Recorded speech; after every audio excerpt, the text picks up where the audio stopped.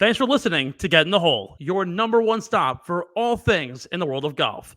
Watch and subscribe anywhere you get your favorite shows on Apple, Spotify, YouTube, Google, and more. Just search Get in the Hole. Get in the Hole is the official golf pod of the Underground Sports Philadelphia family of podcasts. Now let's get right into the action. Here's your hosts, Steve McAvoy and Ben Pirro. Philadelphia, baby, you're going to love it. Best sports fans in the world. Actually, the worst, but that's what makes them the best.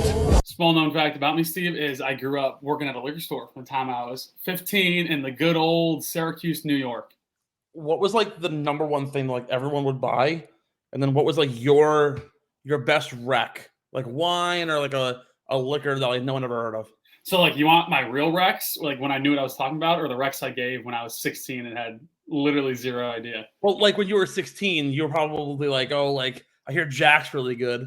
Yeah, I just like pointed to what everyone already knew. Probably we had some really good wines that were pretty cheap. Like a Josh is always a really easy. I have a Josh. I literally was thinking about pulling out the cab for this show because it's so significant and so special to both of us. Exactly. Cab is safe. Cab is always safe.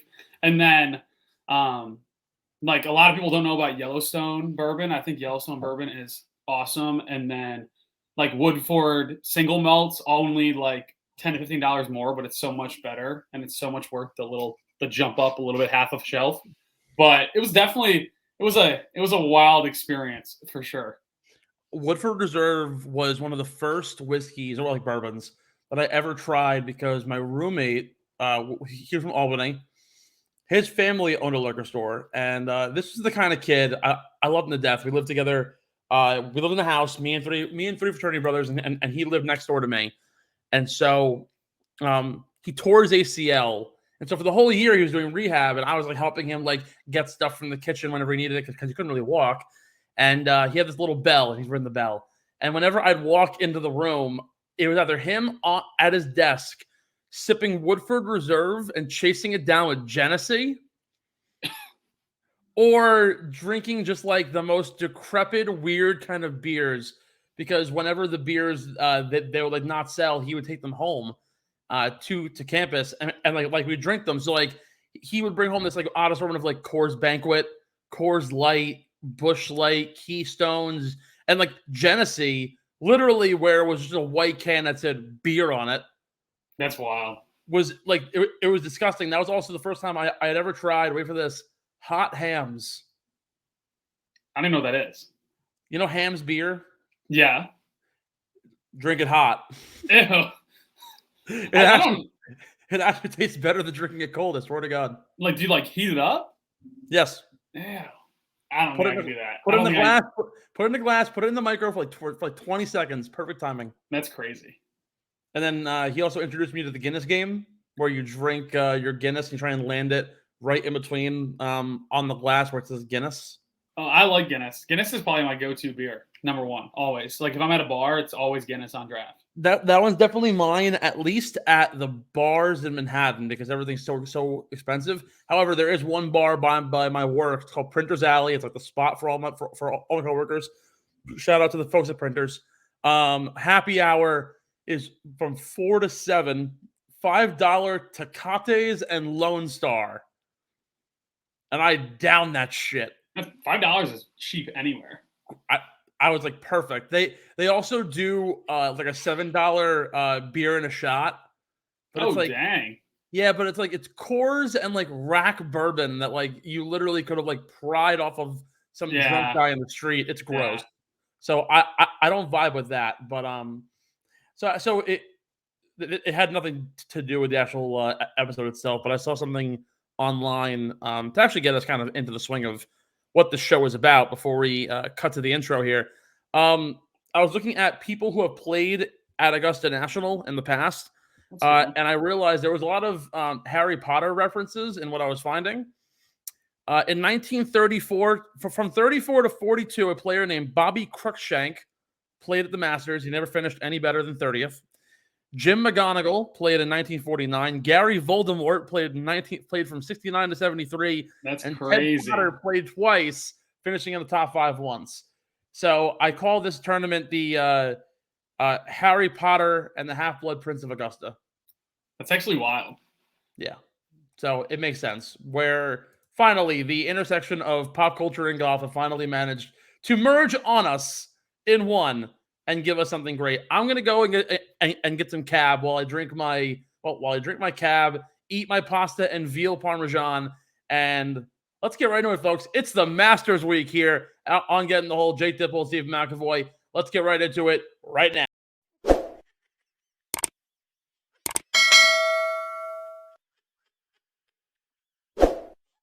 Welcome into the Getting the Hole podcast. Stephen McAvoy, Jake Dippold here. I have my Josh. We're ready to roll. It's Masters Week here on the Getting the Hole podcast, sponsored to you today and always by our good friends over at the Philadelphia Apparel Company. The Philadelphia Phillies are back in the swing of things. Opening weekend was a rousing success for all teams involved, although the Phillies did, of course, go, they lost all 3 games, I think it was, to begin the year, or maybe went 1-2. I don't know, but the Mets went 2-1, so I'm feeling pretty good. Yankees are hot. Go and check them out. PHI Apparel Co. 10% off using the code Underground. And of course, our new sponsors, Wasted Wedge. Welcome in to the family. Announced them last week. Very happy to announce them in this time. Shot skis, but a golf wedge. Check them out. We're going to get more information on them soon. But for now, we're going to open up this nice bottle of Josh and enjoy ourselves with the start of the tradition unlike any other. Hello, friends. It's the Masters week. Jake, how are you feeling? Feeling great. I think by far, this is the best week of the year. It's not even close. And the best part about Masters week is how early the coverage starts. So we had a little bit of golf channel coverage today, a little bit of range sessions. Watching these guys on the range and just be normal people and look like just the boys going up to the range before their round is absolutely mind-blowing to me. And then Tuesday, we get some really people start really locking in these practice sessions and range sessions. And then Wednesday, we got the par 3, which I think is one of the best traditions in golf with the families and the kids and everything. And then Thursday, we tee that bad boy up and we get after it. You know, it's kind of great because even the coverage of the Masters started even before this week. I know last week was the women's amateur. Of course, Rose Zhang from Stanford. She took home the win. She's the number 1 golfer. She's the number 1 female golfer in the college game. She's absolutely fantastic. She went to Stanford. I know during Tiger's practice round today, along with Fred Couples and Tom Kim, she stopped by, I believe it was the 12th tee, right at the beginning of Amen Corner, and shook her hand. It was like, oh my God. Like, Tiger fangirl over somebody else is like the ultimate, like, oh my God, you've made it moment. Also, shout out to Tom Kim for basically getting recruited to one of the most exclusive tee times probably at Augusta, to be able to go out with Rory, Tiger, and of course Fred Couples to not be at all denounced here. He is of course a legend and is great. Although I'm not sure if you saw it, the ball skip on 15 or 16. Tom Kim basically sent a nuke into the seats while everyone else managed to skip it, and I don't think he's going to get the invite back at that one. So we'll see about that one. But no, I think the Masters week is honestly one of the best in the sport. The best, I would say, just the traditions. It's just the traditionality of it alone, I think, makes it. Of course, and I'm going to be the one guy to call it out this week, but the Masters is rooted in some not so great historical, political, and racial tensions. So there are some things to it that, like, you can look at it and be a complete social justice warrior and be like, hey, like, I don't like this. But at the end of the day, it's all about one thing, and it's about the golf. And we had the women's amateur. We had the drive chip putt. I thought a really cool moment. Tony Finau's son won his age group. And apparently Tony, before it said, he was like, son, just like go for top 10. Like, and he's like, nah, I'm going for the dub. So he won in like the 9 through 11 age group, whatever it happened to be. So he won that. Now, of course, we have the big stuff this week.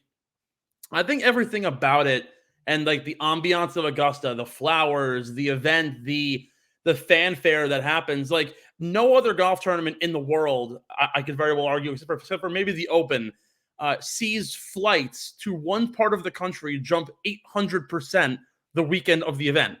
To stay at a hotel in Augusta is like $10,000. It's ridiculous.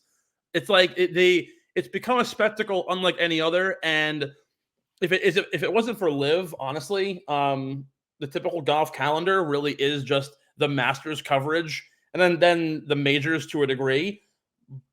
Like without Live, the Masters would have been the only thing that would make national headlines every single year. So that can't go without saying, the fact that the Masters has literally become a iconic venue for not only just golf fans, but just fans of sport in general. It just has something about it that everyone wants to get involved with. And I think that's what makes this sport and this event all that more amazing, as I pull my Josh from its bowl. That stat about the 800% flights is so believable, because Augusta is literally just vast nothingness other than Augusta. Except for a multi-billion-dollar golf course just sitting in the middle of it. Yeah, like it's just, and I'm sure the reason for that is like before everything. I'm sure there was some booming reason around it to put it there, but as Steve this looks amazing. Looks like a waiter. Just looks like a waiter over there. I don't own wine glasses, so I'm drinking it out of a beer glass. In a Guinness beer glass, it looks like. Not really. It's actually a cider company in Pennsylvania. Oh, look at that. But like, this looks amazing. Oh my goodness. But I mean, yeah, like Augusta, you can see the course from the road, and then just around it is literally nothing. Like there's just nothing there. It's kind of amazing when you think about it, because like Augusta is just this vast place of nothingness, and yet the most famous event in all of the sport arguably comes around once a year, and it just kind of blows up. But I think the beauty again of the Masters is really is the tradition of it, and this is kind of where I want to start everything. We have another draft. I want to discuss the traditions and the features, the things about Augusta that make us really love this week and this event. And I'll let you start it off. Top things, 5 picks, the traditions of Augusta. What do you got? This is tough, and I want to start out with something really hot. I think should be everyone's first overall pick, and that is the green jacket. I mean, yeah, that's like, I think that's not even remotely close. I'm pretty sure we discussed this off air, I think last week.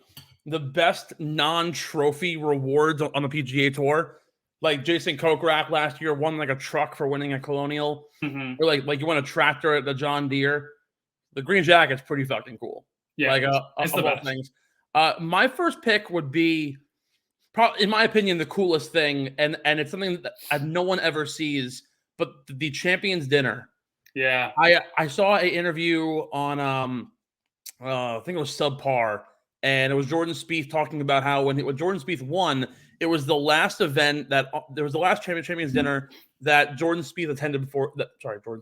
Arnold Palmer attended before he died, and Ben Crenshaw got up and like middle of the night just goes, "Hey, how about everyone tells a story about like their experience with Arnold Palmer?" Mm-hmm. And for 3 hours, you have 50 guys going around the room. Tiger, Phil, Bubba, like naturally incredible athletes, Jack Nicklaus, and they're all telling stories about Arnold Palmer as he's like gushing in the corner, like, and of course he passed away a few months later. But something like that is really amazing, and I love how the player picks the dinner. By the way, Scotty Scheffler's dinner seems amazing. It's going to be pounds and pounds of meat, just so American. When Texans win the Masters, the Champions Dinner wins. Oh, yeah. They are the ones who take it home. That's funny. My number 2, we can stay with the theme of food, and this might be a jump a little bit. This might be a sleeper pick, but that's the pimento cheese sandwiches, Steve. I was literally going to take that as my 3rd round pick, so very upset. I think you could have probably held back a little bit on it, but I'll take it. I'm going to take and I don't want to like mix everything together, but the things outside of just the Masters, like the women's amateur, they had the drive chip putt. I'm not going to include the par 3 contest because it falls under this week's events. Mm-hmm. But I'm going to include the women's amateur and the drive chip putt, just because it gets more than just the Masters field involved, and it gives more opportunity for everyone to get involved in Augusta. So I'll take that at 2. My 3 is a little bit of a toss-up here. There's a couple different directions I can go, but I think I'm gonna go with no phones, Steve. The fact that no one can have phones. I think that is one of the best traditions, and it really makes it special. One of the coolest things about Augusta is the fact that every single hole has its own name. Mm-hmm. And I also like how the flower coincides to what actually blooms on that hole. So I'm going to go with having each hole have its own name, particularly Amen Corner, how it has, of course, the three most famous florals and depictions of Augusta all in that one span. Oh, yeah. And, like, even if you don't like golf, I think pretty much everyone could pick out that bridge. Like, if you brought that up to pretty much anyone, they could probably tell you what that bridge is. Absolutely. For number 4, I'm gonna go with the caddy uniform, Steve. I think that's got to be something that's got to be brought up. Just that tradition, the very, very simplicity of it. I think that's just something that's really cool. I love your pick. I'm going to dig a little deeper. The numbers for the caddy uniform. Yeah. Guys will literally loop around the parking lot for hours waiting for their number to get called. Of course, if you don't know, the players who show up in order, the number that you receive. So whoever you see as number 1. I think actually Tiger might be number 1, considering he's been there for a couple of days. I don't know who else has been looping him, but Tiger was playing with Jack on Sunday. So well, we'll see who comes out as number 1. I wonder if they let him. I wonder if they let him register that early. There might be like a drop start almost, and it might not be. He might have been there too early to where he's got to wrap around. He'd just be a random number now in the middle. Well, honestly, knowing Tiger, he probably is going to get the number that he wants. I don't know if the only guy that I know for a fact makes sure he has the same number every single year is Tony Finau. Yeah, shout out Full Swing. My last one is gonna be. This hat is one of them, and that's just Masters gear. Steve, I think Masters gear is iconic. Like, if you got the Masters polo, if you had the Masters polo in college, like, you were literally the man. Like, it's just like throwing that polo, like, it's just swagging out. You know, didn't have that in college. No one really wore Masters gear, although, of course, I do have my hat, which is awesome. My friend actually has a polo that's too large. He's sending it to me. He's next daying it. So I'm going to have it in time for Augusta, which is going to be great. I'm actually going to dig a little deeper into the merch too. You keep on taking my things. The collectibles from every year, particularly the gnomes. They have a garden gnome every single year, and it's fucking awesome. How like one year they had like a Christmas themed one. They had a patron one year. They had one in the caddy uniform. I think the gnomes really kind of stand out as something that's like a huge item for everyone, and everyone wants to get it. I gotta think we had to have missed something. Some honorable mentions I can think of are just Amen Corner straight out. You kind of said it, but just Amen Corner flat out. The par 3 Wednesday event has to be said, and then the drive up Magnolia Lane. Yeah, I think that is one that needs to be mentioned. Yeah, the drive's got to be it. But yeah, those are really the things that I think really kind of stand out about Augusta National and make the event really kind of like what you want it to be and what you like just love about every single second of it. We're gonna have so much to talk about. We have a lot to get to. We have a lot to get to. We're gonna take a short break. On the other side here, we're gonna talk the course, some updates. We have a lot of discussions here on the field. Don't go anywhere. It's the Get in the Hole podcast, Masters Edition, episode number 100, right here on Get in the Hole. Don't go anywhere, folks.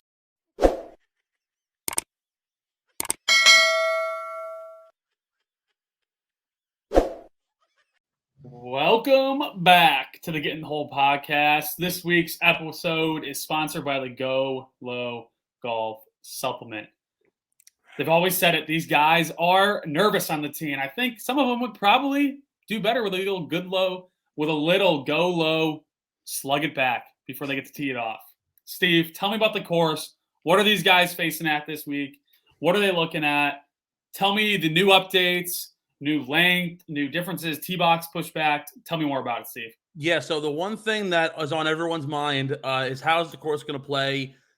There was no surprise whatsoever of what was happening during the last 8 months, but construction has taken its toll. Finally, for all this construction, we now have a new tee box, and guess what? For all of that construction, we've only gained 35 yards. So 2 years ago, going into the event last year, a different par 5 on the course was extended. Trying to think where exactly it was. I cannot tell you off the top of my head. But that year, fun fact, that par 5 yielded 0 eagles on the week. It gained about 20, 30 yards. No one eagled it last year. This year, the iconic 13th Azalea, of course, Amen Corner, 12, 13, 14, the par 5. It's right in the middle, the home of Race Creek and the Nelson Bridge. Everyone knows what it is. The long, hard, dogleg left par 5. Gained about 35 yards to the tee box, which is fascinating on multiple levels. Dustin Johnson said today he had a really good drive, but there's about a 99% chance he's going to lay up all 4 days, pending on the wind. He simply can't get it there. Most guys in the field are not even going to be able to get it past the tree line to even try and go for the green in 2. What's really fascinating was Justin Thomas also said his opening shot didn't really necessarily hit it well, but he said he wound up about 10 yards behind the tree line and said the only way he was going to make it to the green was if he hit a 3-wood 300 yards and a hooking right that almost was like Bubba Watson-esque out of the pine straw from like 8 years ago. So for the most part, I think this one change is going to be huge. A 35-yard increase. People don't think about it, but that's a really sizable difference. Like Rory McIlroy, they hit to drive 350, right? I believe to clear the line is going to be about 345, 330, and that's with no wind. So we don't really know what the wind is in quite yet. It's supposed to rain all week, which is going to be really challenging for a lot of the guys. Make conditions a lot softer. The ball's going to sit up a lot easier. It won't bounce as hard. So I do expect a lot of guys to be laying up this week. The Azalea is really known for for that little drop area, Race Creek. No one's going for that par 5 and 2. The new course yardage is now set to a whopping 7,500 yards. 40 years ago, it was just over 7,000. Obviously, now we understand why the rollback of the ball is happening now, and the technological advances are creating this. But absolutely crazy how this one thing is going to basically change it's going to alter the result here from this event. A lot of guys in the past I've said the front 9 is good, the back 9 makes champions, and typically you see a lot of guys. I believe every single one of the champions over the last 5 or 6 years have had at least one eagle on the week on the 13th hole. You probably will not see that at all, and the only people who might even get there is Rory, Scotty, and Rahm, and that's saying something. Maybe even Cam Champ, but we don't know if he's going to even make the weekend enough to get there. So something to keep in mind about the course. Otherwise, nothing else has really changed much. It's still the same old good old Augusta National that we all know and love. Very undulated. The rain is going to play a factor this week. The grass is growing really strong. Kyle Porter actually put out one of his signature normal sports tweets. And this is what we have to offer this week in terms of the golf course. The tee grass is going to be measured to about 5/16 of an inch. The fairway is 3/8 of an inch. The second cut will be about 1 3/8 inches, and then it only really gets deeper from there. For the most part, this course isn't very well known for having super thick rough, more so just trees and pine straw everywhere. Something I found really interesting, though, for the first time ever, the collars of the greens are now cut to a 1/4 of an inch. It's usually much less. So I'm actually looking for a lot of balls to possibly get caught up there. You're not going to get them. You won't get as many putts around the green. It's gonna force guys to chip a lot harder and or putt it a lot harder. So something I'm very curious about this week. Something that I was thinking about sitting down at the Valero while Corey Connors was lacing up his boots. First of all, was the fact that Sam Stevens didn't get a shot at the Masters, which kind of sucks, and I feel really bad for him. But last year was JJ Spawn. Spawn, of course, won, made the Masters field, finished top 50. Should we expect anything looking at the field this week as we transition over to discussing the people who are going to be actually in this event and vying for a green jacket? Is there anybody from Valero we should be keeping an eye on? Should we even be looking at Corey Connors this week as somebody who's up for a win?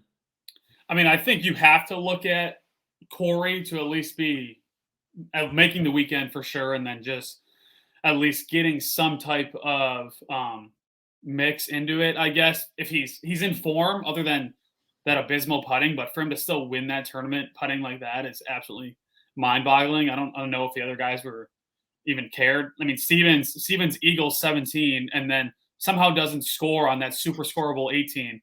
I think everyone was waiting for Corey to just win the tournament, and Corey didn't want to win it and was trying to lose, and no one took it from him. Other than that, going into Masters week, I think everything you said and everything everyone always says about the Masters, experienced golfers play well at Augusta, and that's really what matters. Very rarely do you get a guy that hasn't played it do well. I would say Zalatoris is the only guy in recent memory who played it well his first year. But it's just the course is so hard and those greens are so tough to where if you even have a little bit of like a mental note about what the greens are going to do or what the play is there, it helps tremendously. You'll see in my beer money picks, most of my beer money picks revolve around guys with experience, guys who have shown they can do it at Augusta, guys who have shown that they have what it takes to win and be in the hunt late on the weekend. Because if you're a young guy and you haven't played it, it's just not going to go well usually. Yeah, no, I totally agree with you. There's nothing really that I took from Valero outside of I think Corey Connors is live to win this event. If you remember back when he won here in 2019, he plays top 20 at the Masters. He's been a consistently good player when it came to playing at Augusta. I'm looking at his numbers here. Sorry, I got a bit of a cold I'm trying to battle right now. At Augusta National, in 4 events, outside of his missed cut in 2014-15 as a rookie, finished 46th, 10th, and 6th. So he certainly has the experience. Despite the fact that he can't putt, still manages to putt quite well. In 2020, he scored 9 under. 2021, scored 3 under. So again, good enough for 6th. The beauty of Augusta, though, is that the course really changes every single day. Because the grounds crew is so well maintained and so well coordinated, they can make the golf course harder every single day if they want to. They can cut it a quarter of an inch thicker, or like they can make it harder per day. And depending on the conditions, you will probably see that if guys score really low on day 2 and it's raining out, the next day they're going to make it even harder. Even though it's moving day, they're going to make it challenging. So I think Corey Connors is live for a win here. This is a course that he's managed to play well at the last 3 years, but you're right. Experience really trumps all. I saw a video of Justin Rose. Now, this is his, 17th tournament here, which is like, nuts.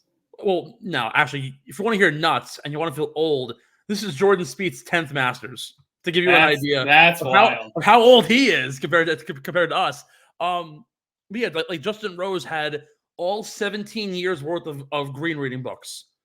And he was looking at the course and he was like, I know that per every hole, there's only a certain place they could put the pin. Now, they change it almost every single year. But he goes, I know every single spot that they could possibly put this pin. And I know exactly where my straight putt is for every single hole. There's a reason why if you look at the top putters at Augusta National, Justin Rose is number 2 amongst them all, only behind Jordan Spieth. So that's like something to like really keep in mind. Like, old age does win. I'm in a pool, and my pool team is literally made up of guys who have made every cut, score really low, and play well at Augusta. It's Adam Scott. It's Justin Rose. I mean, there are some younger guys in there. Tiger Woods is in the mix. Like Tommy Fleetwood, who, despite being a little bit more on the younger side, still plays really well here and has a lot of experience. A lot of guys who are old, experienced, and play well, with the exception of Larry Mize and Sandy Lyle, will play incredibly well in this golf course. The question that I have really is the guys who are on the younger side. Now, a loaded field, but like, who stands out? Obviously, Scotty, right? Rob, Rory. Rory loves this place. But Rory's more known for a backdoor top 5 than he is for actually holding the outright lead at any point this week. Tony, I think Tony really sticks out. I think he's played it enough here now to where he's starting to become one of those older guys, and he's really getting into form as we go. Even yearly form, I think he's getting into more and more form every year. And then I have this weird feeling about Colin Morikawa. I just think he has a really, really good shot going into this week, and that doesn't really have anything to do with super big stats, but I think his approach game really fits this course well, and I think that's only going to be something we see, and him and his confidence and the form that he's in. I think I think he has a chance to win this week. Don't worry. I have some really big stats for Colin Morikawa that I'll give you in a bit. But think about it. Guys who are in their 10th plus year, Jordan Spieth has won here once. He's never in the last, 5-6 years where he's been kind of going through that change, has managed to really make a dent in this golf course. He's managed to get low at times, but he'll usually blow up. Jordan Spieth is more than live to win this week. Patrick Cantlay doesn't get his flowers when it comes to this golf course. Never won a major. This is a place that you can do it. Justin Thomas, Cameron Smith, like the names. If you look at the odds board, and you can go all the way down to probably like the 5,000s, and I think every single person on this list can easily make it. From Fleetwood at 55 to 1, Lowry, Hatton, Fitzpatrick, Connors, Matsuyama, Burns, Zalatoris, Im, Hovland, Koepka, Homa, Young. Like these are all incredibly talented golfers. But I do think, again, the age will prevail. I'm really interested in seeing how the LIV guys do. I want to know what Max Homa is going to do. He's been in great form. What some of the guys who are kind of on the upswing. Jason Day, I said this weeks ago. I already have a ticket for him to win. I think he's more than live. But again, the big question on my mind, and this is really where I'm looking at, LIV Golf last week in Orlando. Brooks Koepka becomes the first LIV golfer to win 2 events on the LIV Tour. Are you intrigued by the fact that Brooks Koepka, the week prior to the one tournament that he always cares about and always wants to win, he happens to win an event, albeit in the 48-man field where Phil Mickelson shot like absolute ass? Yeah. I mean, I thought Brooks had a chance of winning the Masters even before I saw him play LIV Putt-Putt Tour this weekend. I could care less, honestly, what he did in Orlando. I don't really think it has any effect on what's going to happen at Augusta. But the one thing it does show is that Brooks only plays well when he cares. I don't think Brooks really cares other than Augusta and the other 2.5 majors, maybe. I think he has a little bit of a touchy-feely thing with the Open. But I think Brooks, by far, has an extremely high chance this weekend. I think there's 4 or 5 guys that can potentially contend to win this golf tournament. Not just play well, but like there's 4 or 5 guys that make me a little nervous as the PGA for these guys to win the tournament. Brooks is one of them. I think DJ, you always got to be nervous about DJ. I think Mito has a pretty good chance of playing well. I think Patrick Reed, obviously a past winner, has a chance to play well. Cam Smith has a chance to play really well. And I think Abraham Answer has a chance to play really well too. These guys are all potential contenders and things that would make, if I was Jay Monahan, pretty nervous. Yeah, no, I think DJ's live here. The thing is, like, Cameron Smith didn't necessarily play all that well this past week in Orlando. I don't know if the form matters all that much. I'm looking at the leaderboard now in terms of who scored where last week, if it really even means anything. Of course, Brooks won. Patrick Reed, T3, finished 12 under. Mito, T5. DJ top 7. Bryson, Lee Westwood, and Harold Varner, top 16. Cameron Smith and Abe Anser, top 26. Joaquin finished 31st. Bubba, Phil Louie, 40, 41st, respectively. The one guy who I'm not concerned about whatsoever is Sergio. He finished dead fucking last. I'm so too. anti-Sergio, Sergio Garcia has made the biggest splash of anybody on LIV so far in saying, I'll be totally fine at the dinner. Hope everyone else is. Next to Greg Norman, he's the biggest dickhead, I think, of all the guys that are there. I give Dustin Johnson a whole lot of credit. They were pestering him. The media was pestering him on all these things it is the vibe different? Has anything changed? And he goes, no, I'm here to play fucking golf. Yeah. I'm here to win golf tournaments. What's the one biggest change here? And DJ goes, well, I got to wear pants now. Come on. Who the hell cares? At this point, I get it. It's the putt league, and everyone's we're all kind of blowing this off. I think these guys are still uber talented athletes. I think they can more than make an impact this week. And I really do think that the 3 guys that I'm concerned about really is Koepka, Dustin Johnson, and believe it or not, Patrick Reed. I think this week was a get right week for Patrick Reed. He knows how to putt on this golf course. He's top 10 all time in stroke gain putting. And this is a second shot golf course. Patrick Reed has got a better stroke gain approach average than about 3/4 of the PGA Tour this year. He ranks 18th in the field this week in stroke gained approach, regardless of where he's been over his last 8 events. Granted, those 8 events date back to middle of last year, but at the same time, who knows? This could be more than something that he's been capable of doing for years and years and years. Just because you don't necessarily play on a big time tour anymore does not mean that you have the experience to play here. And of course, Patrick Reed's won here, so I don't see why he can't do it. And another guy who I think we can't count out for winning is Bubba Watson. And Bubba Watson's my favorite golfer ever. He's like my guy. But 2-time winner and a guy who's like not too old to not really care about. Like Fred Couples is never going to win the Masters again. You know what I'm saying? But like I don't think like Bubba hasn't made that separation yet. So if Bubba's teaming up at Augusta, there's a chance he can win in my eyes. I don't think Bubba could win. I think it's like it's more of an outlier than anything else. The one thing I do want to bring up, though, before we kind of switch gears from the live talk, will Bryson DeChambeau finally break 67 on this golf course? No, I don't think he makes the cut. I think this course is not even remotely close to even something that Bryson can attack. With his game, just does not fit it at all. Just zero. Fits at 0. In 6 rounds at Augusta National, since he called this golf course a par 67 back in 2020, he has scores of 70, 74, 69, 73, 76, and 80. Pretty bad for a guy like Bryson DeChambeau, who used to be a top golfer in the world. I want to bring on Kyle Bennett quick to... It's about damn time. Whoa. Not like I've been sitting in the back room. Kick him back out. Kick him back out. Whoa. Do I have to like Tony Reale you and like put you on mute? Oh, oops, I just did. Hi, KB.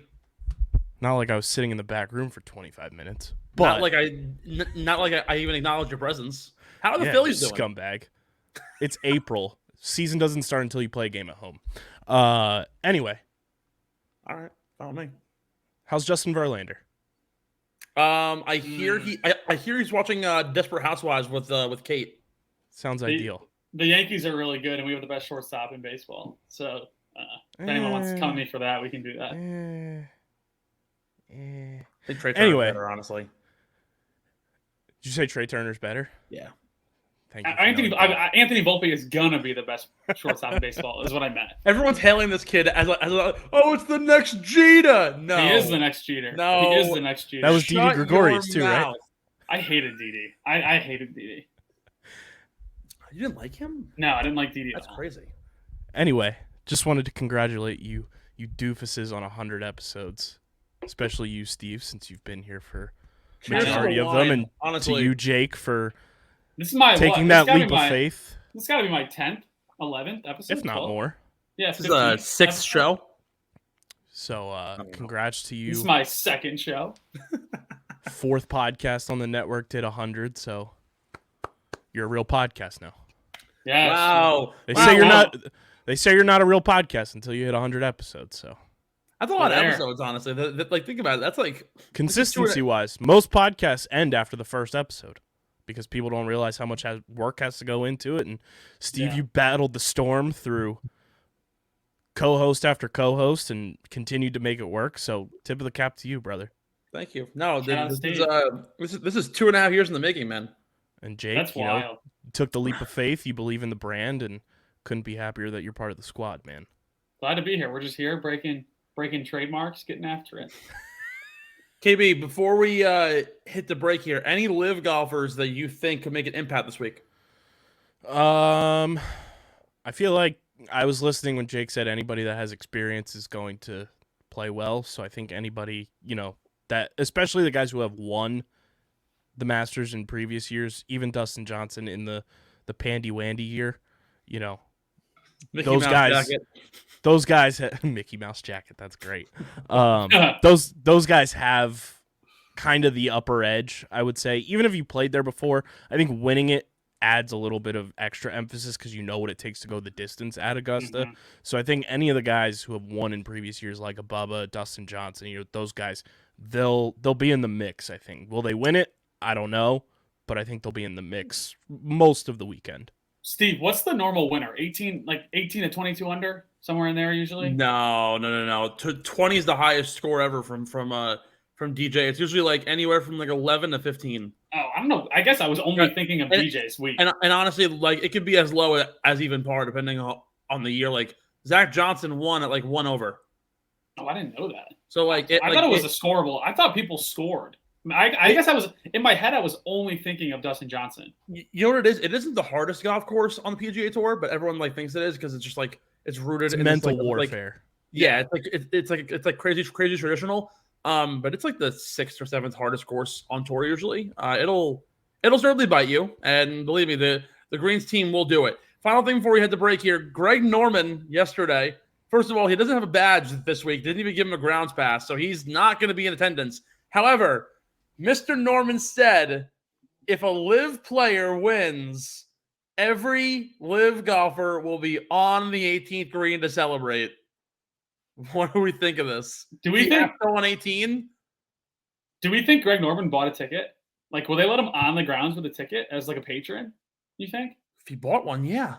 But I mean, like, do you think he would do that? Like, would he do that? That'd be a fat lawsuit. Well, no, he was given a grounds pass last year, but they didn't give one. They didn't give him one this year. I mean, I think having all those guys at the green is just gonna like force. Like, they're gonna do that stupid little champagne thing they do. After like that, like, do we really think Augusta's gonna let that happen? And they all have to wear their team shirts, right? Like I saw Dustin and his stupid little aces.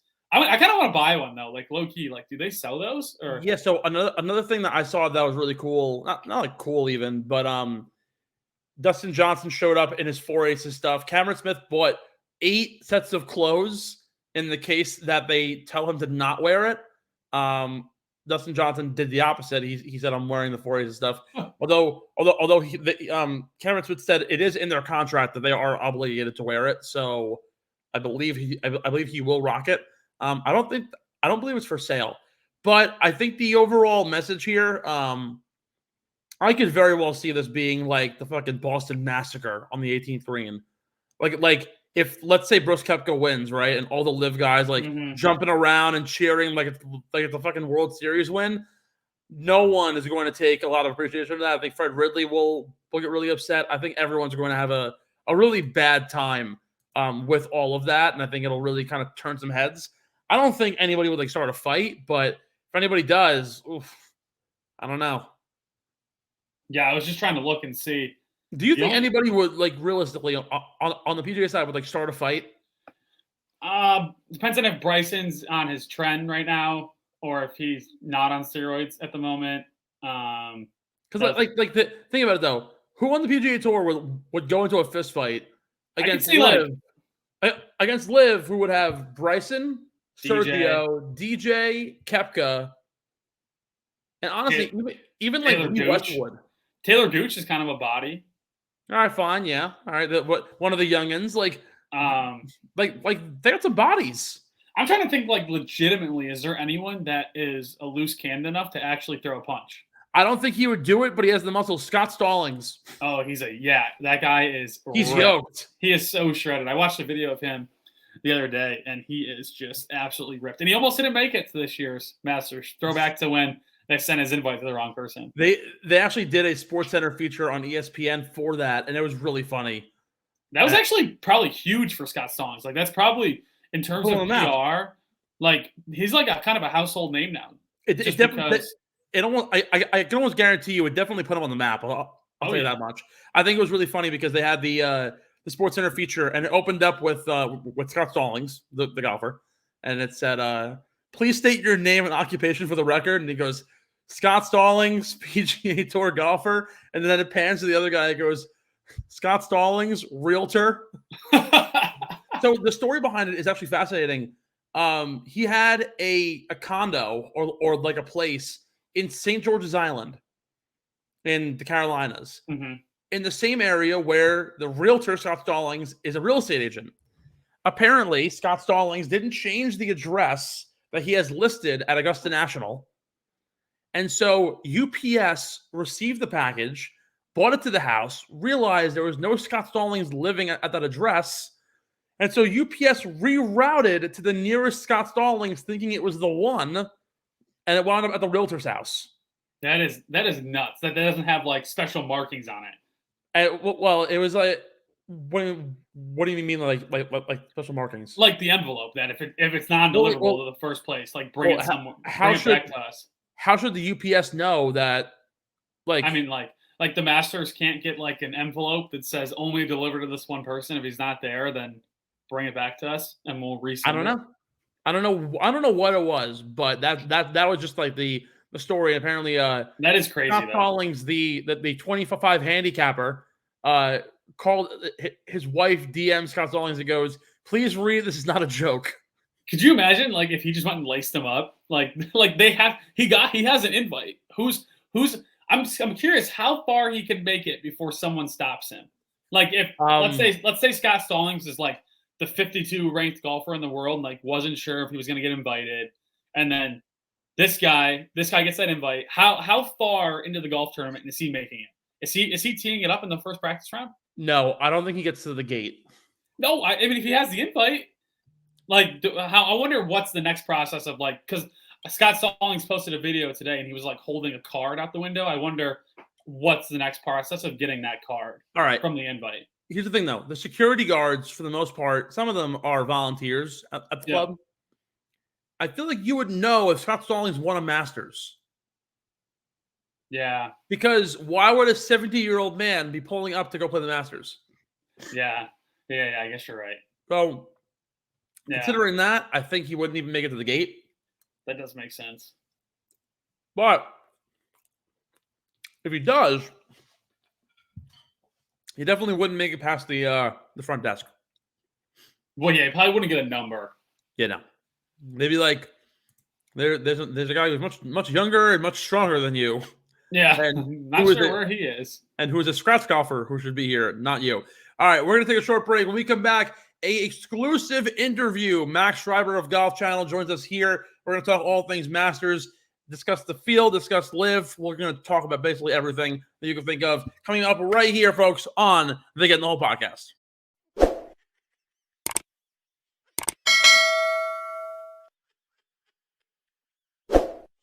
Welcome back in, folks, to Get in the Hole podcast. Stephen McAvoy, Jay Dippold, joining us here on the hot seat to talk all things Masters golf. Max Schreiber from Golf Channel joins us. Max, thank you for coming on once again to discuss probably the first holiday of the golf season, Augusta National. How are you? I'm doing well. The Yankees are rolling, so things are going well. Knicks make the playoffs yesterday. Islanders got a tough week ahead, but still got a little time left. Saying the Knicks make the playoffs on your intro is, I don't know if it's embarrassing or I don't know. I mean, I don't expect them to, but considering what they've been for the past 2 years, the fact that they're going to be a 5 seed, like in the grand scheme of things, you look at it, you're like, all right, it's not that bad. Like this was a good season for them. But I mean, even if they do somehow pull out a win in the first round against the Cavs, there's just, I don't see them getting much further than that. I still stand behind the fact that even a blind monkey could have taken Tyrese Halliburton over Obi Toppin, and therefore my entire love for the Knicks just kind of died. So, Max, the Masters this week, of course, the beginning of the major season in golf. This is really kind of the apex, I guess you could say, of the season, or it's kind of like the apex. The mountain will keep on climbing and dipping, but this is really kind of the focal point of the year already. Tell us about the course. What are you hearing about what's going to happen this week? Of course, the rain in the forecast will be a factor. We were talking earlier about the 13th hole and the extension. What's that going to mean for a lot of golfers, and how should we expect scoring-wise? I mean, I don't think things are going to be too crazy compared to past years. I think the biggest thing is going to be the weather. It seems like there's some bad weather in the forecast for this weekend, which could really wreak havoc on the course. You know, in terms of 13, obviously, I think it's gonna kind of benefit the Bombers a little bit. But for the most part, I think the weather is the one thing to look out for. Part of me kind of wants it because, it just makes it more fun. It's just kind of, I think the bigger the disaster is and the bigger the condition is, the more or the worse the conditions are, then of course the more creative players got to get, and it really kind of gets interesting. But you also don't want it to completely take over. and have it be a monsoon or anything like that, to the point where it kind of, you kind of question at the end, did the best golfer win this week? Yeah, I think that's so spot on, to where you want it to be fun and you want it to be exciting and you want things to get a little wacky, but you don't want to take away and the guy who's playing the best golf to not actually win the golf tournament, and make it something that, where I think it really starts to get bad when guys are playing in different conditions. So if it starts raining at, say, 4 o'clock on Saturday, like, guys are done with their round. I think that's when it starts to get a little dicey for me. My biggest question for you, Max, is, like, is there a different vibe at work this week? And, like, you feel the difference of just with, like, people on Golf Channel and people that you interact with? Like, can you tell it's Masters week? Yeah, for sure. Now, granted, I've had the past couple days off, had a nice little 4-day breather. So, and I had today off, but I'll be back into the thick of things starting tomorrow throughout the rest of the week.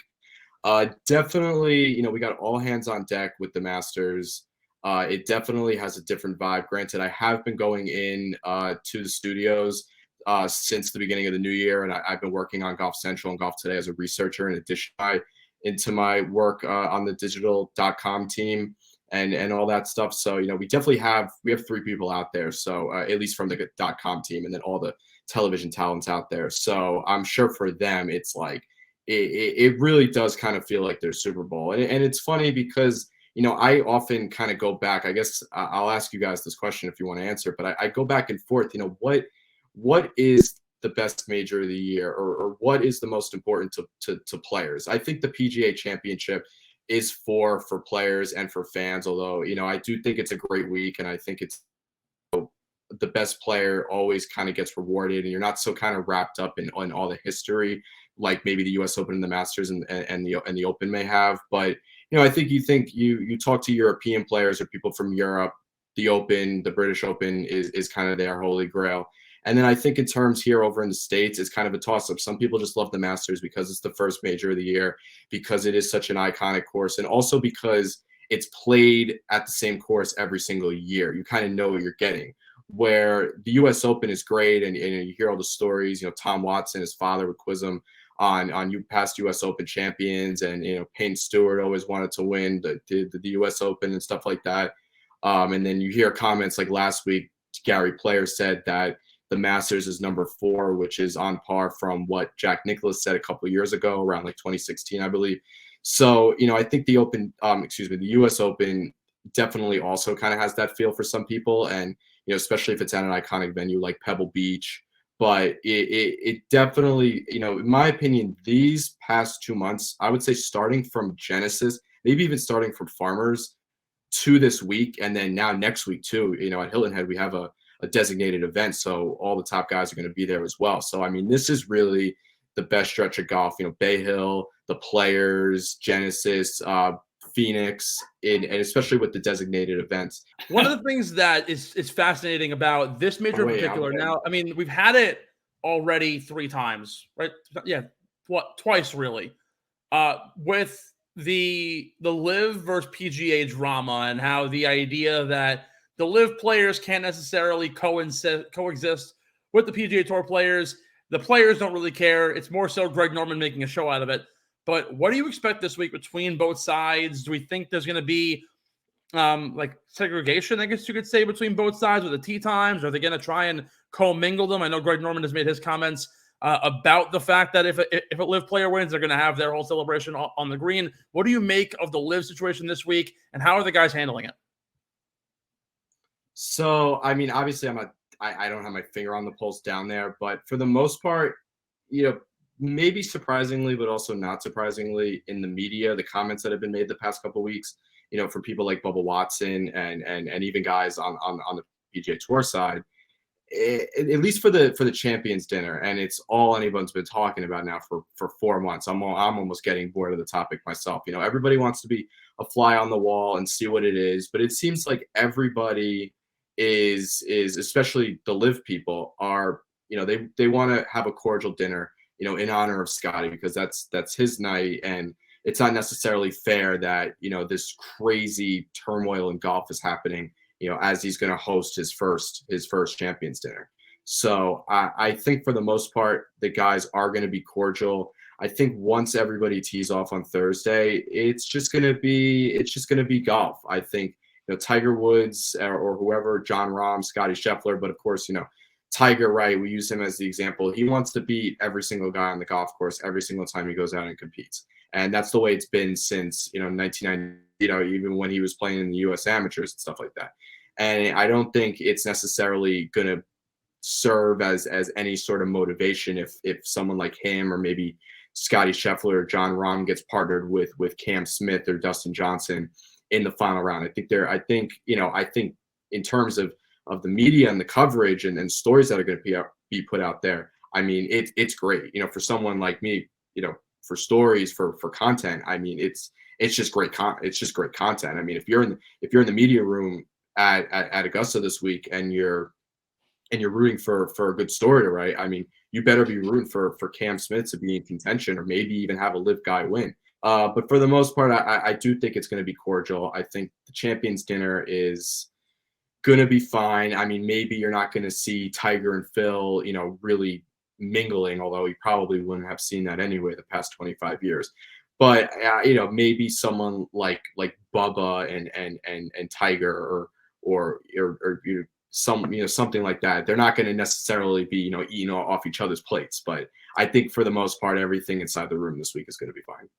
Are there any live players that you think are going to make an impact this week?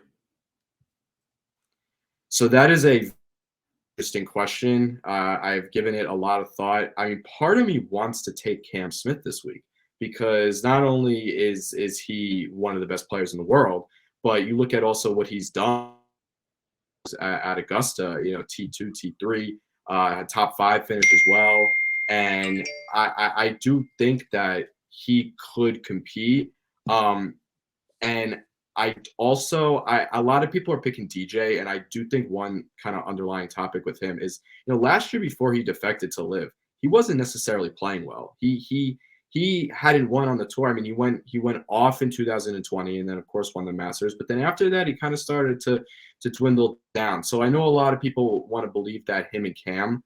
I actually think that Brooks will finish higher on the leaderboard than DJ. I think, and you can't look too much into Brooks's win yesterday on LIV. I don't put any stake in that. It's a complete Mickey Mouse event. And full disclosure, the course that they played yesterday or this past weekend, you know, I know a lot of people from work that are either from Orlando or they have worked in Orlando. About Channel was there, and they were like laughing about the fact that they were actually playing an event there. It's like I don't know if it's public or private, but I mean, it's nothing special. It's just like it's not a course that the PGA Tour or any like would ever play. I mean, I heard the Golf Channel employees used to get like a 20% discount to play there. So I mean, you can't take any stake into Brooks's win yesterday, but he is the first multiple time winner on LIV, and if that means that he's healthy, then I think that means he's going to go out there and he's going to compete. So I am, like, going back to Cam Smith, I am inclined that he is going to contend, but we really just have to see how these LIV guys play this week, especially with the fact that they haven't been playing a full rigorous schedule, you know, for over 6 months. And, you know, maybe if someone like Brooks or DJ or whoever comes out and plays really well, then I think moving forward for the other majors, we say, all right, like, let's not count out Cam Smith. But we're kind of in uncharted territory right now when it comes to the LIV guys performing in a major. Max, you talked about a little bit about what you do in terms of research and stuff. Just even aside from the tournament and those guys, what's a guy who's in the capital J journalism world of golf? Like, what's your job duties this week as you'd explain them? This week, because so regarding research, so typically, like, I would be there Monday through Wednesday up in Stanford, and I'd be, you know, helping the talent and the producers get the information for Golf Today and Golf Central, which are the 2 live shows on Golf Channel. Also, sometimes I'll compile like research packets, which is just putting information for like people who are in the broadcast booth during the week to use on the broadcast. I haven't necessarily really done that yet. I've only done a little stuff for the drive, chip, and putt. But you know, like if you're watching like golf today and you'll see like a full screen and it says like Tiger Woods' like last 5 starts at the Genesis Invitational, and then you like list them and you lay it out. I would put that in like an email body and then send it to the graphics team and they would make it. But for the past 2 years, so I only do that a little bit now. Or for the past 2 years, I've been working as an editor and a writer with golfchannel.com. So I've had the opportunity to go out and cover some events, especially the Travelers Championship and a lot of LPGA events here in New Jersey. But also writers like Rex Hoggard, Ryan Lappner, like they'll be out this week. They'll file a column, an article, you know, and we'll put it on the website and maintain the website. We'll also run the Golf Central Twitter account. And then if there's anything the guys out there don't write, the people that are working virtually like I am, will write, you know, we'll write a blog if we have to.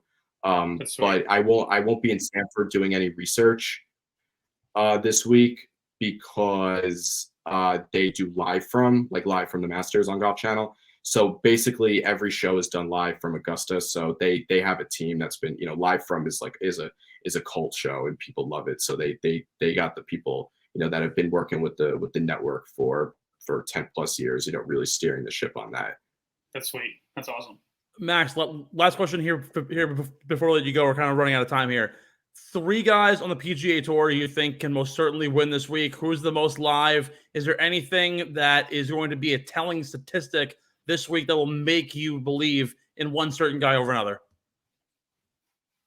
Yeah, so I mean, you definitely want to look at iron play. I feel like this week, you know, approach to the green and stuff like that. I mean, the putting, you know, on the ice slick surfaces at Augusta, you know, it can kind of go anyway. And, you know, I don't necessarily Augusta as necessarily like a bomber's paradise, right? But I would say the 3 guys I'm looking at Jon Rahm. Like I said, I would be very inclined to take Cam, but I'm just not sure because I just don't know if he has enough reps this year. And Scotty is clearly one of the favorites, but I'll look outside the box. I have 3 odd-ish names.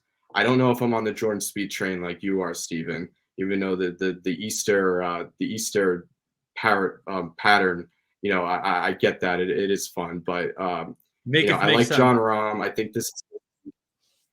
think this is his week. I mean, remember, if this is a month ago or 6 weeks ago, we're not talking about Scotty Scheffler as the best player in the world. We're talking about Jon Rahm, the best player in the world. And I think he's due to get his second major this year. He's not a one-time, you know, major winner. I see him, especially with his talent, wearing a green jacket at some point in his career. I'm also looking at Max Homa. I know he doesn't have the best track record here this week, or in years past, but I think he's really found, you know, the sweet spot with his game. I think he's going to come out. Obviously, everyone's looking forward to him at the U.S. Open, playing at, you know, Los Angeles Country Club, where he has the course record and, you know, won the championship there with Cal in 2013, the NCAA championship. But I do think this is his week. Maybe he doesn't win, but I see a top 10. And then on top of that, I know this guy has not played well, but at the beginning of the year, he was my pick, or beginning of the season even, he was my pick to win a major, and I thought the Masters would be the best opportunity.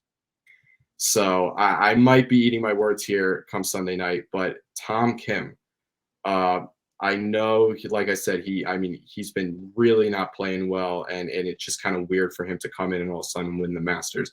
But I think he has the talent. I think he has the confidence. You know, he's young. We've seen, you know, some people kind of come out of nowhere and win the Masters. Yes, you know, Spieth in 2014 and 15, he obviously didn't win in 14, but he came close. You know, and then you got the Danny Willets of the world or whatever it may be. So, you know, maybe it would be difficult in his Masters day, but I think if there's someone that can have that type of week, it would be him. So I'm gonna watch out for Tom Kim this week. Only 3 guys in the history of the PGA Tour have ever won the Masters on their first crack. That was Horton Smith, Gene Sarazen, and Fuzzy Zeller. So very much looking forward to a very ridiculous week here at the Masters Match Writer once again of Golf Channel. Thank you for joining us. Dude, we appreciate you coming on. Thank you so much. Is there anything else you want to throw in before we hit the road? I mean, I'm not going to look too much stuff. I know there's going to be a lot of headlines out there this week and stuff, but let's just enjoy the week. And if Greg Norman gets his celebration on AIM at the end of the week, let them make a. I'm sure Augusta National Golf Club will be thrilled if all of them are jumping around and spraying champagne like they do after the 4 aces, win, and they try to convince the world that it actually means something when it doesn't. My only question would be if the chain smokers make an appearance, if they do happen to win, they're gonna like bring the turntables and just start going ham. Once again, folks, Max Schreiber of Golf Channel. Thank you so much for joining us, Max. It's been a great time. On the other side here, we're talking beer money and prop picks for episode number 100, the Masters. Don't go anywhere, folks. Right here to get the whole podcast. Beer money time.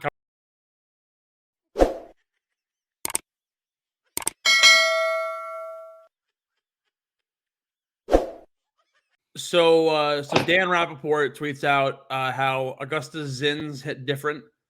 And Andrew Novak, your boy from Wofford, replies back, "Don't you mean domestic nicotine pouches?" It's crazy the amount of things they say differently. Like Brandon Shelby was talking about like the amount of things they have to say differently, like patrons and I'm drawing a blank now on other things, but just like there's so many different words. He said like he gets a list at the beginning of the week, and there's just like certain things he can't say, and it's just so funny. Yeah, well, they aren't tickets; they're badges. Yeah, and then I think they can't say the cut, right? I think there's something about they say something other than the cut. Yeah. Oh God, I don't know what it is. Technically, you can't. They don't call it moving day either. They call it something else. Yeah, is that right? That's funny though. Shout out Andrew Novak, 9th place last weekend, which was huge for the boy. But it's crazy. You can't have phones. Why can't you have Zins? Like they're confiscating.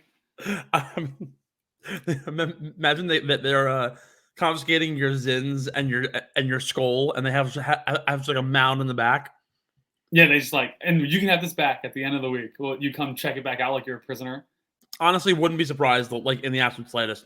All right, we just spoke to Max, had a great interview, a lot of really good insights. Now it's time to get into the part that everyone wants to talk about and the stuff that we really want to discuss.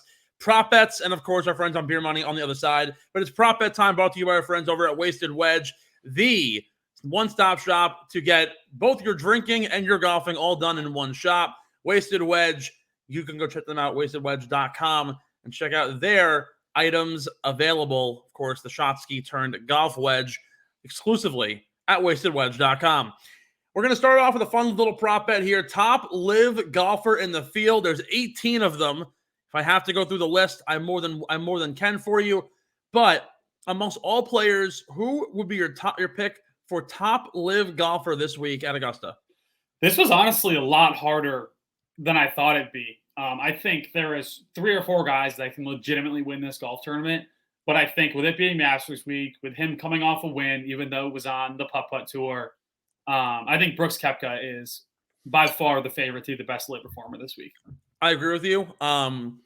I think Brooks, amongst everybody, has the most to go after. I think after watching Full Swing and talking about how his psyche was so messed up, he was really enveloped in the idea of, I need to get back to where I was. And it wasn't even a matter of like winning and live, because like, let's be honest, he doesn't give a shit about it. No. He even said said in the post round interview, I miss playing against Rory and Tiger and Scotty and everyone else, but like this is just like my new reality. I don't think he likes live. I think he wants to play on the PGA Tour, and I think this is really kind of where he can shut everyone up. Yeah, exactly. Yeah. He did it for the money. But like this is where you can shut everyone up and say, I am still a top golfer in the world. Mm-hmm. So I think it's Brooks. I think it's Cameron Smith. I think it's DJ, and I think it's Patrick Reed. Let's be honest. Mito chokes away the majors anyways, so I'm not even going to compare with him. I think it's those 4 guys who could do it. I think Brooks will come out on top. I think Brooks is probably the most live to win, and I would not be surprised in the slightest if on Sunday you see a final day pairing of Jordan Spieth against Brooks Koepka for the green jacket. That is going to be that would be incredible. That is my play right now to the bank. I think it could very well happen. Regardless of status, top European this week, regardless of PGA or Live, who are you taking this week? Mine's plus 3,500 to win.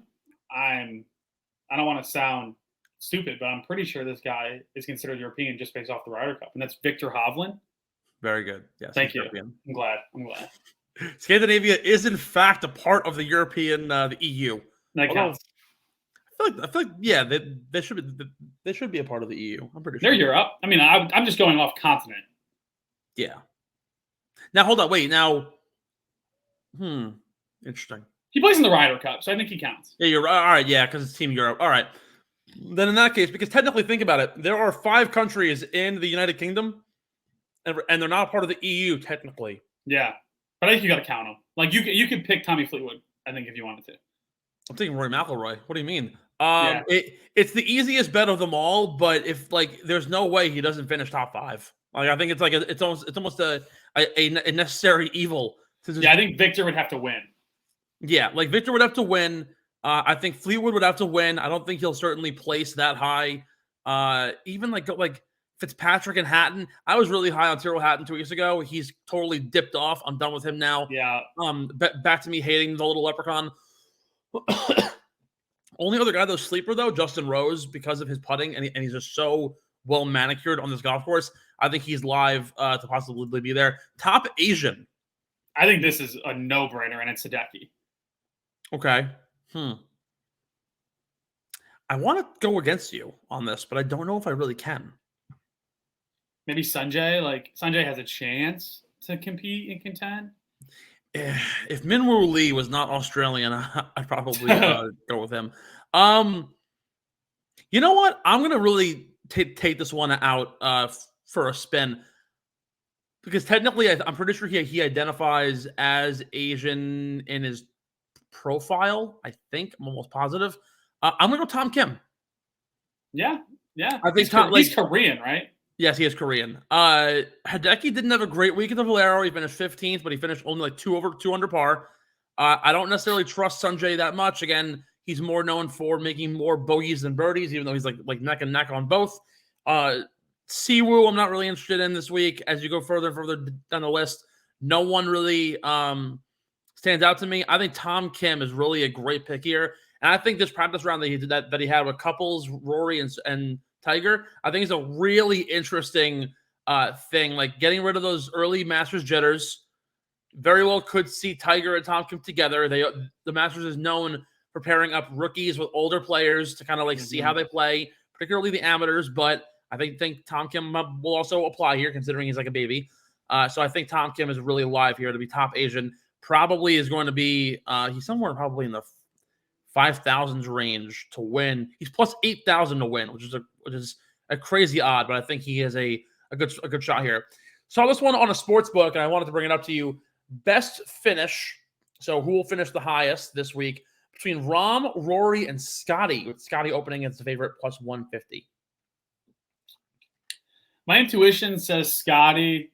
I think he's going to be a little heavy after that championship dinner. And the only person not at that dinner, or Rory doesn't have a jacket, right? No, he does not.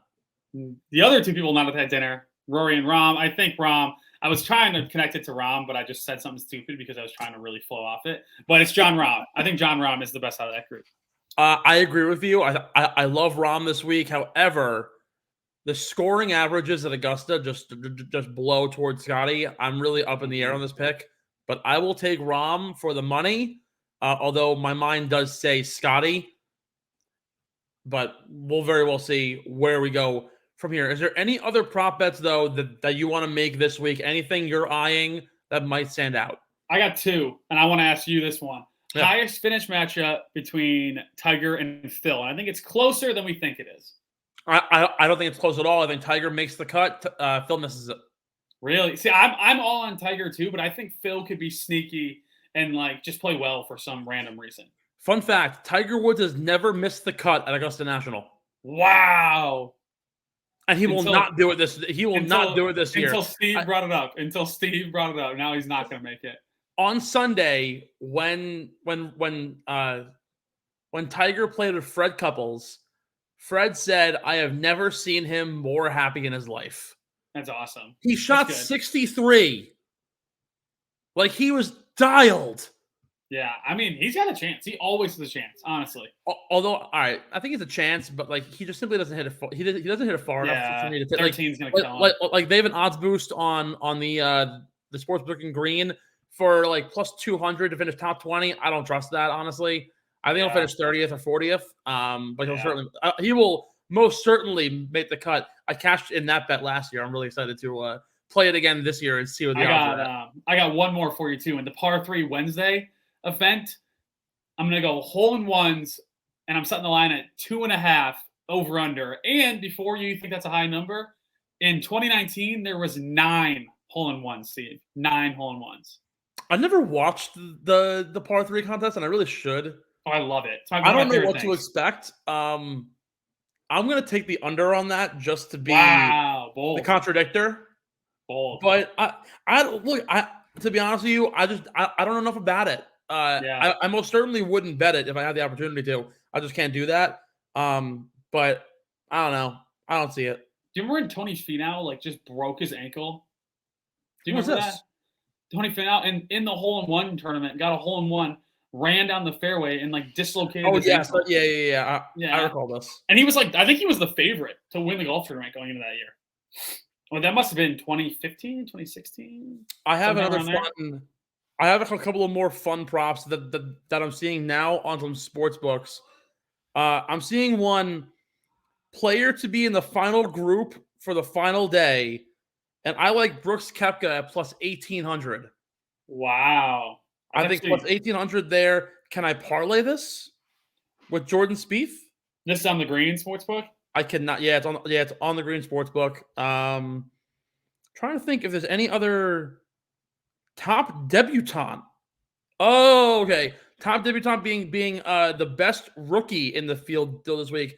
Tom Kim is 4-1. Thagala is 5.5-1. Kitayama 6-1 with Mito. Ryan Fox 7-1. Taylor Moore 8-1. You know, I think Thagala has got a really good week. Really good chance to play really well this week. I think he's somebody that I'm definitely eyeing. I don't have anybody right now for make or miss the cut that I could see here. However, I do have another bet that I placed this morning on a blue sports book. Jordan Spieth top 5, Max Homa top 10, Jason Day top 20 is 28-1. I'm a big fan of that bet. So I will be taking that as one of my top picks this week. The other thing I want to point out to you while I'm looking at it is for just best South Korean, there's 4 of them in the field. Tom Kim's plus 210. I think that's some money play. All he's got to do is really beat Sanjay. Who is he behind? Sanjay is in front of him at plus 115, and then Siwoo Kim is plus 250, and Kang Hoon Lee is plus 650. Huh. Interesting. I may have to actually play that, to be honest with you. I think that could be a play. We got to push over now. Beer Money Time, brought to you by our friends over at Kenwood Beer. Kenwood, your premier Philadelphia light lager this weekend, folks. Do not forget the tailgate outside of Citizens Bank Park for Philadelphia Phillies opening day. Catch Kenwood there. Go to kenwoodbeer.com and get on the Kenny Tracker to find your local beer. We start off with a loaded day of picks. Make and miss the cut at the Masters. I've already named my price, but I'll try and find another one for you. But you go first. For me, make the cut. This is a guy who we've actually talked about a good bit, and I think it's Scott Stallings. I don't think he's ever made the cut at Augusta, and I think he does it this year. I'm pretty sure that this is his first year at the Masters. No, he played last year. Did he? Yeah, this is not his first. I know that for sure. It might be I thought it could be his third, but I think it's his second. I think it's his second. My make and miss the cut. I've already said Tiger and Phil. I'm also leaning a little bit. I think to miss the cut, I'm gonna take Bryson to miss. You know what? Yeah, I'm gonna go with a live golf make and miss the cut. I will take Bryson to miss and Abe Answer to make. That'll be my play for make and miss the cut. However, I am very much in on Tiger to make, Phil to miss. My miss is also a live guy, and that's Taylor Gooch. And I think he's not even remotely close to the line this week. I could totally see that as well. I think there are a lot of plays that are incredibly live this week. It's a very volatile field when you really kind of break it down, but I think all our picks are quite solid. Top 20 play at Augusta National. As I've said all episodes, Steve, experience plays at Augusta, and that means my top 20 is going to be Adam Scott. I think we see a electric Adam Scott come out this week, and he just works his way right into the top 20. Michael Scott once said, "You miss 100% of the shots you don't take." Adam Scott once said, "I make all the shots that I take." I'm taking Adam Scott as well. Nice. Top 20, lights out play this week. He has never finished worse than 35th at Augusta National when in his prime, ever since he turned the ripe age of 27. I love Adam Scott here for a top 20. Top 10 pick at the Masters. Top 10 is a guy who I think could actually potentially win the golf tournament. I'm just not sure he's there yet, and that's Tony Finau at plus 220 for top 10.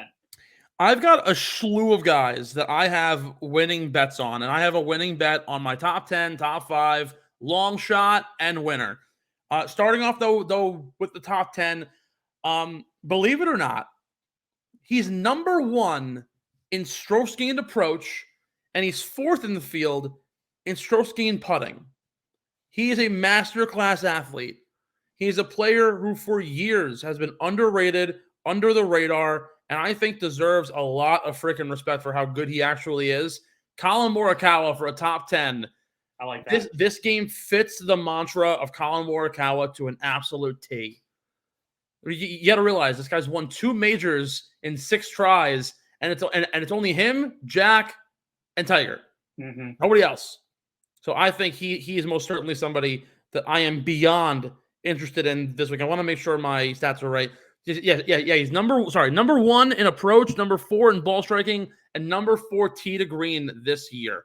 I love him, and also to take him to win, he's currently sitting around 22-1. Top 5. My top 5 is actually a live guy, which pains me to say, and it's not the live guy who I said would do the best. So a little contradictory, but I think they both have a pretty good chance. And this is a guy who I think would have multiple wins on tour right now if he was playing on tour, and that's Cam Smith at plus 400, top 5. All right. You know, someone who hasn't really gotten a lot of respect, although he has probably been the most transparent in the media room. Like, he's very honest with everybody. He doesn't have like animosity or anything. So credit to Cam Smith. My top 5, I've been up in the air on it for days. Again, I have a winning pick on him for this. Oh, it almost pains me to say this. I'm gonna go. Oh God. All right, you know what? I'm gonna be that guy. I'm gonna take Jon Rahm for a top 5. I think it's the safest pick here. Yeah, I've gone Xander Schauffele each of the last 3 years, and he's bitten me in the ass. So I'm not gonna go with it again. I refuse to go there. Long shot pick this week needs to have odds of 5,000 or better. So we're going deep. I got a plus 6,000, so I really didn't dive as deep as say exactly who I think you're gonna say. Say it. Mine's a guy. I think these odds are absurd that they're this high, and that's Tommy Fleetwood. Damn it! All right, yeah. I'm gonna go. I'm going with the guy who's tied with him and right next to him. I think Fleetwood could win. I'm going with Shane Lowry. It took him a few loops to get used to this place. He finished 3rd last year. He has exactly what we need to win at this golf tournament. This is a second shot golf course. This is something that really he manages to play really well at. You've seen it that he's done it at Sawgrass. He does it at the Open every year. Second shot golf course plus 6,000 for me. Shane Lowry. Who's your gimme pick before we get into that winner? You talked about it earlier, and I just think this is a no-brainer, and that's Tiger Woods to make the cut. I don't know what the odds are on that yet. You can do it. You can do it on the Book and Green. What is it? Give me the odds. Tiger has his own section. If it's any better than minus 100, I'll take it. Minus 200. All right, fuck that. Yeah. All right, I'm going to give you a parlay then. 3-leg parlay, all guys to finish top 30. I like Jason Day, Max Homa, and Cameron Young. Top 30, it's across the board. It's probably a decent payout. I think Jason Day is the one guy in this field. Again, I got him on a ticket at 65-1 to win. I think if there's one guy who's the old soul who no one thinks will win, it'll be Jason Day. Absolutely. Who's winning this week, though? Who's bringing home the real money, winning the green jacket, and getting it thrusted upon them to then have the greatest champions dinner of all time? You just stole all my thunder because my winner is at plus 2,000 is what I got him at. And I'm just all over the Jason Day train. I think he is a elite contender this week going in, and I'm putting my apartment on it. Oh my God, your apartment. No, I'm not doing that. But I think he is. I really think he can really, really win this week. I was going to say, well, what's your fiance say about you betting the apartment? I mean, if Jason Day wins, we'll have 2 apartments. Would you? I mean, if theoretically, if I bet the apartment, I think I would at least get an apartment back in payback. Quite possibly. My winning pick, and again, I've taken the bet slip on him. I'm drinking the Kool-Aid. I am all over it. What day does the Masters end this year? What holiday? Oh, Easter? Easter. You know who won on Easter Sunday in 2021? Not the Masters, but like any event that happened. Oh, it was Scotty, right? No, it was Jordan Spieth. Do you know who won in 2022 on Easter Sunday? Spieth? Jordan Spieth. You know who's going to win on Easter Sunday in 2023? Jordan fucking Spieth. I love this. I have him at plus 3,000. He's all the way down now to 16 to 1. Oh, for Jordan Spieth, the guy who putts so well at this golf course, he's the best putter ever at Augusta National. For him to have not won since he was a little kid in 2015, also the fact that it's his 10th Masters is like mind-boggling. Give him the love. I love Scotty. I love Rory. I love Rahm. I just think Jordan Spieth could win this event by 5 strokes. I really do think it. I think everything seems to be aligning. The game's been getting really good. It's like between him and Ricky Fowler, and of course Ricky isn't playing this week, but 2 guys who had that like drop off, but are now like back on the upswing. But Jordan Spieth is just eons better than Ricky Fowler will ever be now. Mm-hmm. That I think you can't. There's no way you can't think Jordan Spieth is more than live to win this event. Final thoughts before we get going. Just so excited for this week. That's all I can say. 100 episode. That's just incredible. I'm gonna keep it going. So much good stuff coming. Follow us on Instagram. Big time stuff coming out. Follow us on everything. We're just gonna get after it. Drink to that, Steve. Yeah, I'm gonna more than fucking drink to that one. By the way, though, bro, this Josh Cabernet Sauvignon, I sound like the absolute like most like white like the whitest guy saying that. That was delicious. I must say that was incredible. But thank you everyone so much for joining us here on the Getting the Whole podcast. Jake Dippold, Steve McAvoy. We'll be back here next week. Enjoy the Masters. Enjoy everything that has to do with this beautiful, beautiful, illustrious golf course. Oh, you know what I missed? I just remembered it. On the draft, the starters. Oh, yeah. That's the one thing I missed. All right. Well, next time I promise we'll do better and we'll figure it all out. Thank you for joining us here on the Getting Low podcast. Again, for Jake, for Steve, episode 100. Thank you so much. Enjoy the Masters. It is major season. It is here, folks. Enjoy it. Thanks for listening to Get in the Hole, the official golf podcast of Underground Sports Philadelphia.